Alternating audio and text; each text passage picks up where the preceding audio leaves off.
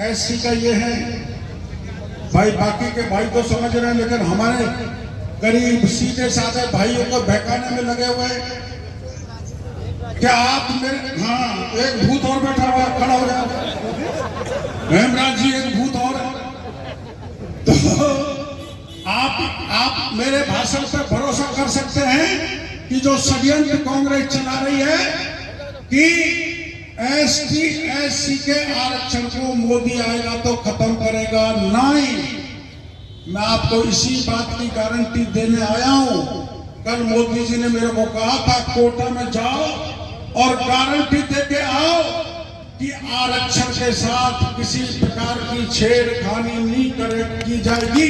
ये मोदी जी का संदेश मैं आपके बीच में लेकर और वो कांग्रेस कौन है, कैसी है?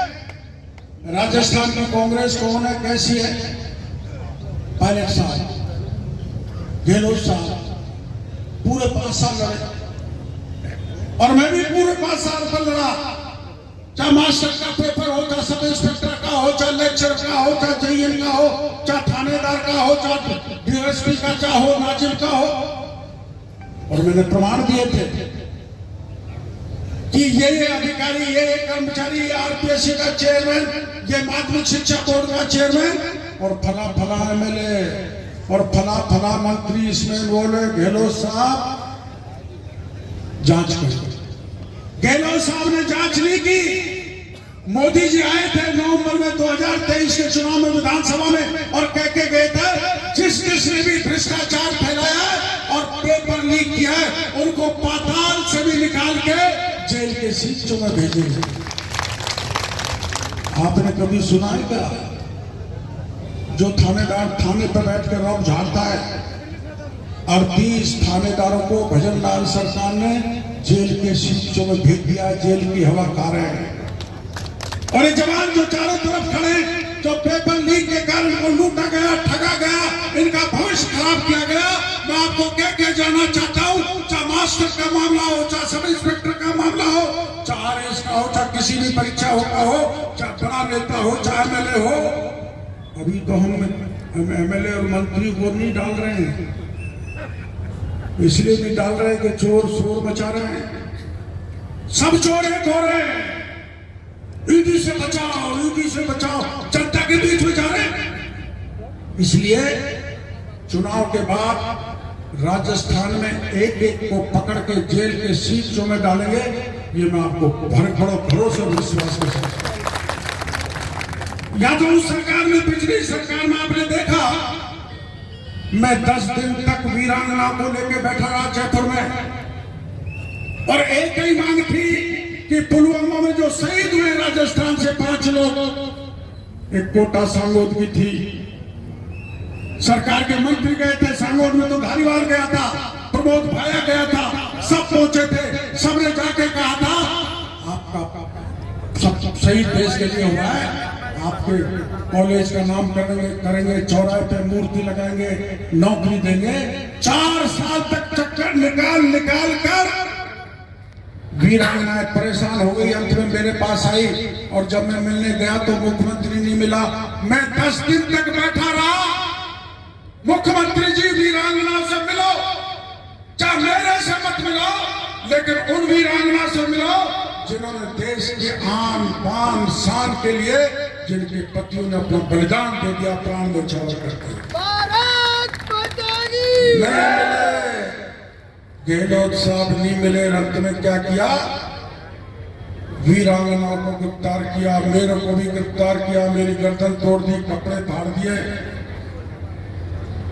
मैं आपको भारत मां की कसम दिला के जाना चाहता हूं, जिस कांग्रेस ने, उस समय प्रहलाद जी मेरे साथ थे,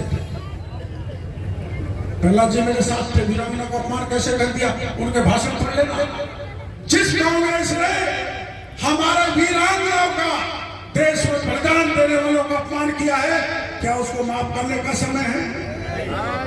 बदला लोगे, जोरदारी से लोगे, तो मैं मोदी जी को फोन कर दूं कि कोटा की जनता जोरदारी से बदला ले रही है, कमल का बटन दबा रही है। ये किरोड़ी लाल और बेला का चुनाव नहीं है, ये मोदी जी को प्रधानमंत्री बनाने का चुनाव है, जिससे आर्थिक दृष्टि से हमारा देश तीसरी ताकत बन जाए, तीसरी ताकत बन जाए।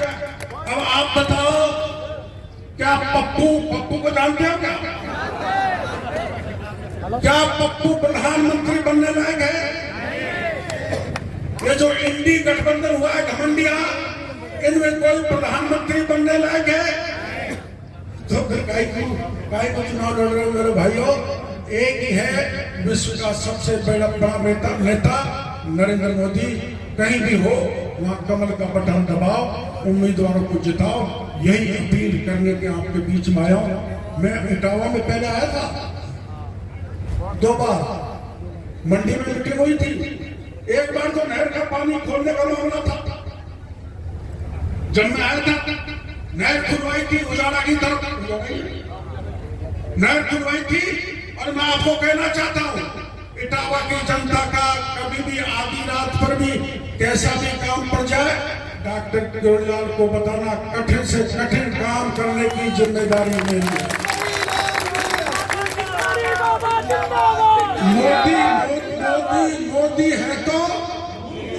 मोदी है तो और मेरे को आजकल जनता मेरे इलाके में बाबा कहती है, तो बाबा है तो संभव है, बाबा है तो असंभव से असंभव काम बता देना। आपकी सेवा करूंगा, आपके मदद करूंगा।